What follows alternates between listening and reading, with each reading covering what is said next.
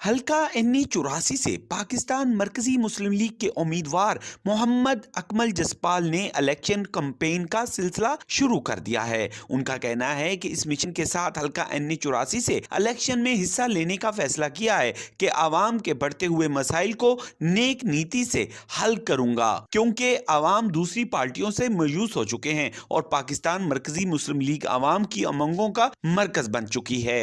तो अल्हम्दुलिल्लाह हमने इस दफ़ा कोशिश की कि ज़िला सरगोदा का बेटा आपका भाई मोहम्मद अकमल जसपाल मैदान में उतरा हूँ मरकज़ी मुस्लिम लीग NA 84 से। तो मैं भाइयों से उम्मीद करता हूँ, भाई दूसरी जमातों से उकता चुके हैं, उनका मंशूर देख लिया है कि उनका मंशूर सिर्फ़ पाकिस्तान को लूटना था, इनके वसाइल पर काबिज़ होना था। तो अल्हम्दुलिल्लाह इंशाअल्लाह ताला हम इंशाअल्लाह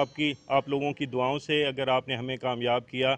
तो इंशाअल्लाह ताला हम इस मुल्क की तकदीर बदलेंगे। और ये जो मसाइल हैं जो नासूर हो चुके हैं, जो लोग समझते हैं कि कभी हल होने वाले नहीं हैं, इंशाअल्लाह ताला हम इन मसाइल को जल्दी ख़त्म करने की कोशिश करेंगे। उम्मीदवार पीपी 77 राय मुनीर अहमद खरल ने सरगोदा के नौजवानों को मुखातब करते हुए कहा है कि मेरा मकसद दुखी इंसानियत की खिदमत करना और नौजवानों को तरक्की की जानिब गामजन करना है। और हम सब सरगोदा की धरती के बेटे हैं और अपने भाइयों को, अपनी बहनों को, अपनी माँओं को ये मैसेज देना चाहते हैं कि आपने 70 साल 75 साल इन लोगों को आजमाया है, आप एक दफ़ा हमें भी आजमा के देखिए। हम सियासत में आने से पहले आप जानते हैं सरगोदा के अंदर 14 बड़े दस्तरखान लगा रहे हैं, जहाँ रोज़ाना 4 से 5 हज़ार बंदा रोज़ाना फ्री रोटी खाता है। तो ये फ्री खाना और इसी तरह